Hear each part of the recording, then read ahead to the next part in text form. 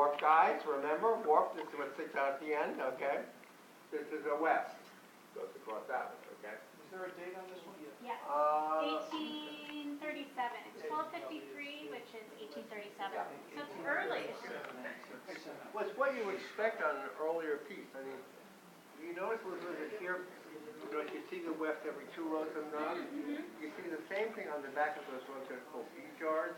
Yeah. Yes, that are The set of B jars. yeah, the pseudo set of B jars, yeah, or proto B jars. But I would never have dated that this early. If it Why wasn't not? dated.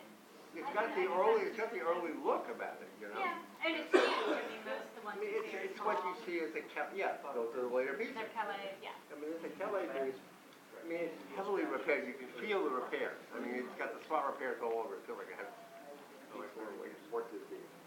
But it's a real rug, as we like to say in the rug world, you know. It's not like, I mean, it's a commercial rug because it's made for somebody, okay? But it's not like there's any kind of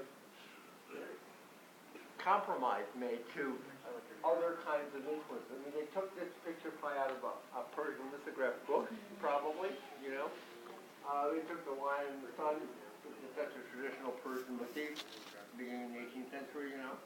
Of course, goes back further, but you really get used to a lot of things, you know.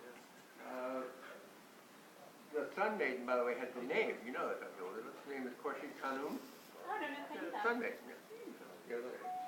I guess that's her mother there and the other. Yeah.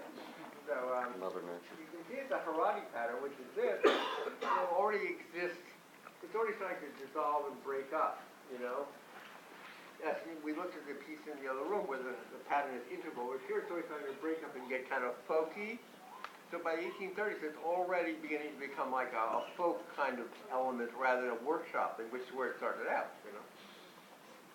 This homemade chair thing looks almost like a joint on a kilim, but it seems to be very popular on tents. It's all kind of sawtooth or comb-like edging.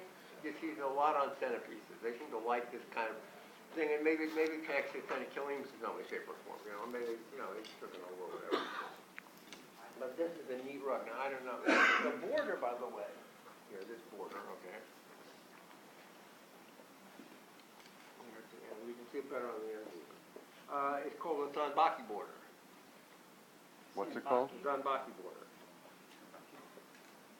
There's rosettes, there's a diagonal kind of palmette, and there's kind of like a little filler, kind of like leaves in there. Very Kurdish. You see it on a lot of Kurdish pieces.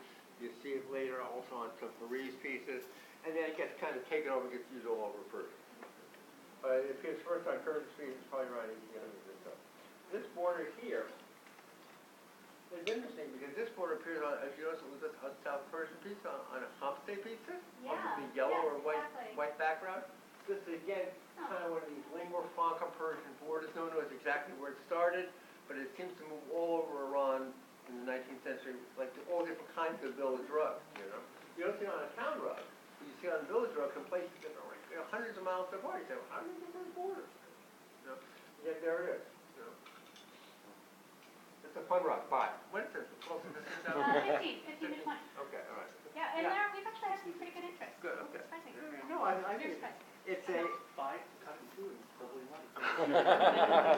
Peter, is the pile just worn right down and off it, or didn't you have more piles? Because it's like really. Well, here's a place that has some piles. Well, here's a border has some piles. The pile extended sort of has very long piles. This is Indian, I think. It's a hookah probably from those hashish or some many shirts. It's not opium, because opium pipe is much smaller. You've seen Persians smoking opium, these are much smaller. India. Yeah. Yeah, like,